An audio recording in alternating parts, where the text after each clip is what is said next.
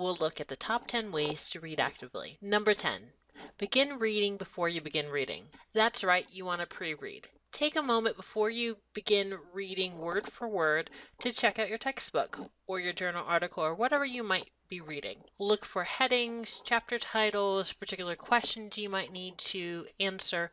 See how the author has arranged the book. This will save you a lot of time in the long run. Number 9, figure out new words. Context clues, word parts, and dictionaries are your friends. If you're reading a chapter out of your book, Packing for Mars, and you don't understand some words, go ahead and highlight them. The more words that you understand, the quicker you'll get through text. Number 8, what's the point? You want to mark the main idea. At the very least, when you're reading, the main idea is going to be one of the most important things for you to identify. So figure out how you want to mark it.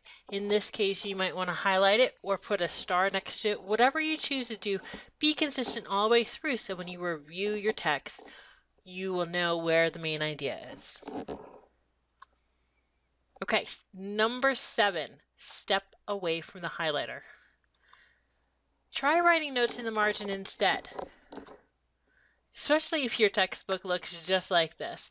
Sometimes we don't know exactly what we should highlight, so instead, go ahead and write tons of notes in the margins. These will be much more helpful to you as you study than particular passages that you just might highlight. Number 6, play a little Jeopardy.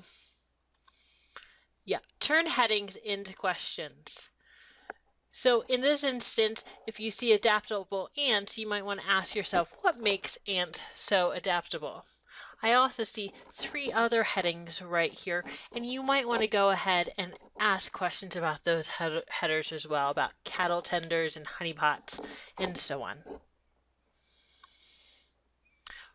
Number 5, a picture is worth 1,000 words. Make diagrams of what you read. Sometimes little notes are not enough. Some of you might be very visual learners, and there are just subjects that lend themselves much better to diagrams than they do to text. So in this case, if you're looking at the rock cycle, you don't have to get as intense and get all your colored markers and crayons out, although that could help. But go ahead and draw a picture, and that picture will better teach you what you need to know than will just the text. Number 4. Remember, sentence equals paragraph. Okay, boil each paragraph down to 1 sentence. Okay, in this case, there's a whole entire paragraph, but the key in here is that the rock cycle contains 3 types of rocks: igneous, metamorphic, and sedimentary. This will speed up my time as I'm reviewing for tests and exams because I don't have to read the whole entire paragraph over again. I'll get the major idea from the sentence that I created. Number 3, do something. Okay, summarize a chapter in your own words.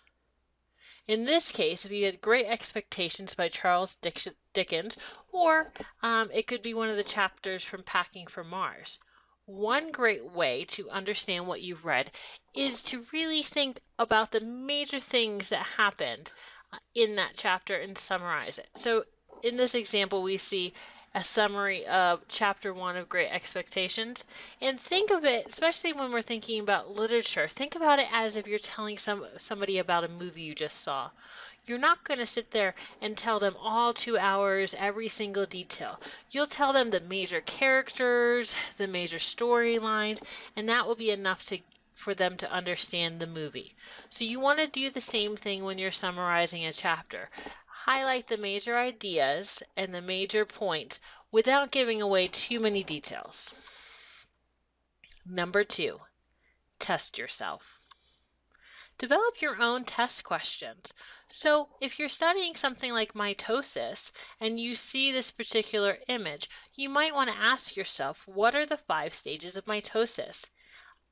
Besides just asking yourself the question, underneath the question, write the answer. Just jot that down or put it in your notes. In this case, it'd be interphase, prophase, metaphase, anaphase, telophase, and cytokinesis.